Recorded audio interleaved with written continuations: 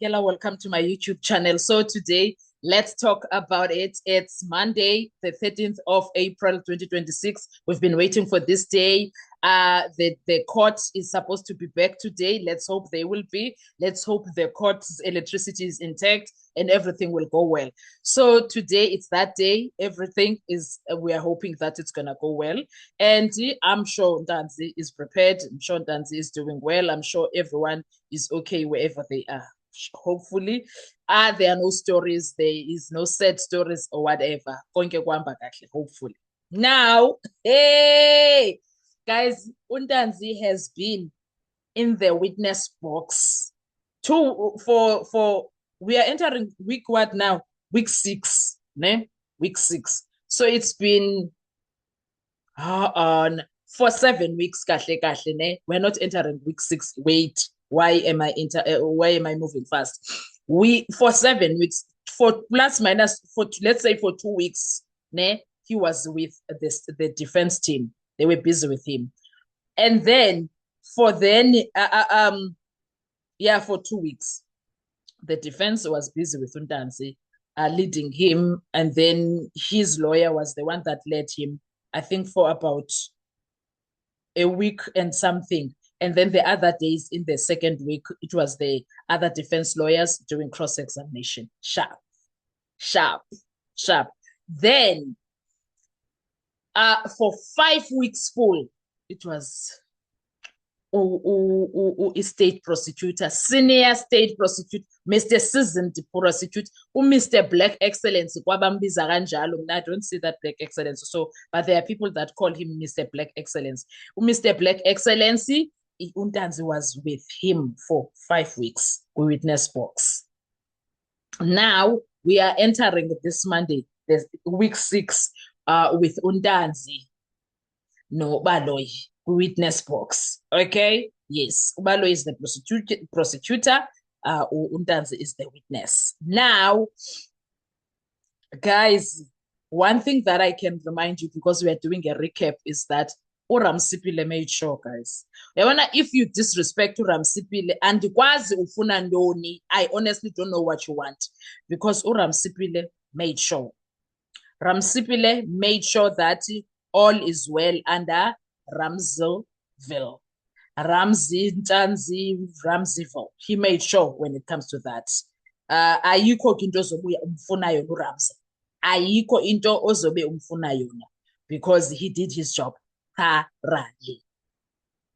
7 weeks Undanzi witness stand. Let that sink in. Okay. Also 7 weeks on the stand, not 7 hours. Not 7 days, 7 weeks of pressure.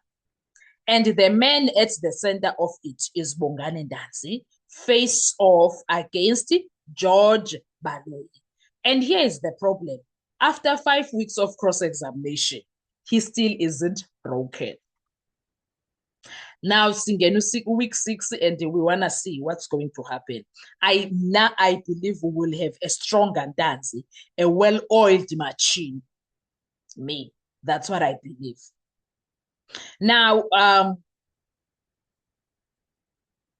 the question is no longer, is he telling the truth? No, it's no longer about that. The real question is, why hasn't the state been able to break him? That's the real question. Now, one thing that I can tell you for free is that Ramsipile and the entire defense have done a marvelous job. I remember Umnisi getting up ezoyenza cross-examination yake of Undanzi. Washaya izandla bo, not literally but with words. Washaya likoligi yake izandla bo. Wamshayela izandla wathi, you've done great things. Say, oh, please sit down. You need that rest. Oh, please sit down. You need that rest. Wamshayela izandla. Because one thing that the defense has done with Casey Kantanzi, the defense builded a wall. Uyabona intonga zeJericho ezidinga i-divine intervention for them to break and go down. That's exactly what the defense did there. Intonga zeJericho, oh sana, iJericho needed ukuthi 7 times. Yava? Oh, oh, oh, Sanalam. Let's rewind, okay? Week 1 and 2, there were Untanzi's defense. Something. This is when Untanzi's defense does something critical. They don't just tell a story; they lock versions there, and they established a lot of things. And they left some of the things that they knew Ubalo is gonna come for. They left them intentionally. Yabona, that calculated move from uRamza, I will forever respect that man. Fuck, man. I will forever respect him. Ngizomhlonipha for that. Yabo, ngizokuhlala ngimhlonipha. Everything that uRamza dealt with, he made sure everything aligns to an extent that he locked everything away, took the keys and threw them away. He put everything under Epongweni security, maximum security prison. That's what he did to an extent that it's showing. He certainly did that, guys. He certainly did that to an extent you can see on how Baloyi is struggling. Now, here it's where it gets dangerous for the state. They deliver it in a way that is like defense delivered all of this in a calm, controlled, minimal, no extra details, no unnecessary risk. Because in court, the more you say, the more you can be broken. So uRamsipile made sure akabuza uNtanzi izinto ezi unnecessary at the time. So it defense nayo stick to the script, bahlala ke. Now, one thing they did when it comes to their own version of locking versions is uNtanzi, when it comes to what they were doing with uNtanzi, they made sure ukuthi what we are talking about with uNtanzi, it's something that uBaloyi won't be able to poke any holes. That they made sure. The defense does not, the defense did the opposite actually when it comes to Baloyi. They just gave enough and then they stopped. They were like, Abona, this is enough for you to do. And then they left him the things that they knew he is after. And I think also that was strategic because they knew he's going to go after those things like the bank statement, the cell phone evidence, and most of the pictures. They did that purposefully because they were like, deal with that, and then we will come back and fix it for you. Instead of us giving it to you on a silver plate, no. When I deal with it, Tina, when you won't be able to come back, we will get up and deal with it. Oh, Sanalam.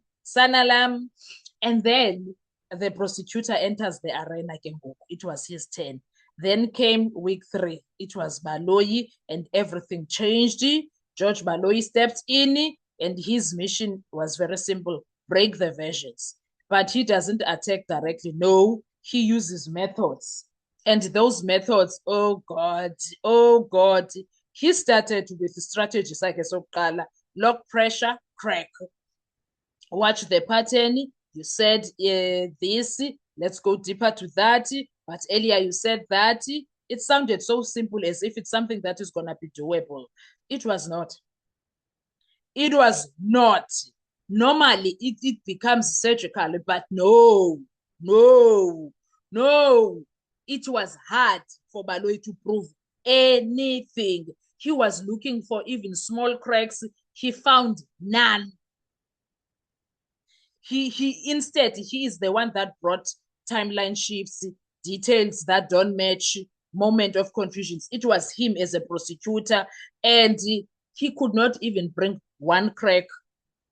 He could not even bring that. He could not help his own case. And he tried doing time traps and with the cell phone evidence and the towers and everything was failure. He tried to increase the pressure. He was deliberate with the things that he was doing it. He wanted to focus on the minutes, on the sequences, on the movements, and asking what time exactly, who came in there, why was that person there, what happened next. Day after that, again and again and again, he was doing all of that. It was him repeating the same thing, trying to use the exhaustion step strategy. It did not help, guys. It did not help. He was hoping that because human mind sleeps, that Ntanzi is going to do that. But the twist was Ntanzi didn't collapse. Oh, he doesn't collapse sana under Baloyi. And then Ubaloyi switched the gear. At that point, he was like, wow. She was like, wow, this boy. It was not just legal, it became psychological. It became a psychological war. Imagine also Ntanzi, 5 weeks on the stand means fatigue, mental fatigue, emotional pressure, constant scrutiny, and the state was counting on one thing, that he breaks himself. It failed. Instead, Ntanzi does something unexpected. He stayed calm, answered directly, refused to over-explain. Yes, there were moments here and there, but damn, he locked everything. No panic, no emotional explosion. You could hear kancane bekuthi aphinda akhawuleza abe calm. Oh, lock it, Gesana, lock it. And that changes everything. It left Baloyi frustrated engazazi noba makathini. And pressure, what we saw instead of Ntanzi being the one that is under pressure, we saw Baloyi sweating in that courtroom, under pressure, feeling the pressure. Now, the state had a big problem. And let's be brutally honest about it. After 5 weeks of cross-examination, the state should have something, right? They should have something, a contradiction, a collapse moment, a clear inconsistency. But instead, what do we have? What do we have? No direct placement at the crime scene, no major contradiction, no breakthrough, no breakdown. And in criminal law, that's very dangerous. That is very dangerous because the burden is not on Ntanzi to prove innocence. The burden is on the state to prove guilty beyond reasonable doubt. Not suspicion, not pressure, not persistence. Proof. Dololo ke sana. Dololo akanayo. Now, this week, this Monday, today, we are entering week 6. I hope it's gonna be his final push. I hope it's gonna be his final push. And also, this is where normally things get usually change. We can expect more aggression, shorter questions, perhaps, sharper tone, less patience, and he is going to try bigger contradiction attempts. Baloyi will also now revisit everything, trying to connect the dots, small inconsistencies, making them into one big lie. And also, the state might push for he's not telling the truth. His version is rehearsed. His consistency is artificial. But here is the risk that he's facing. If that theory doesn't land, the entire cross-examination starts to look like pressure without result from his side. And this is the moment nobody talks about. In a long cross-examination, there is always a turning point, a moment where the witness is no longer under pressure. The prosecutor is, because the court begins to wonder, why is this witness still standing? And that is where we are now, 7 weeks. And the biggest question is no longer, is Ntanzi lying? The real question is, why hasn't the state been able to prove it? And that's where we are. What are your thoughts when it comes to that? What are your expectations? Let's talk in the comment section. I want to hear your views. Thank you so much. Enjoy your day. Bye-bye.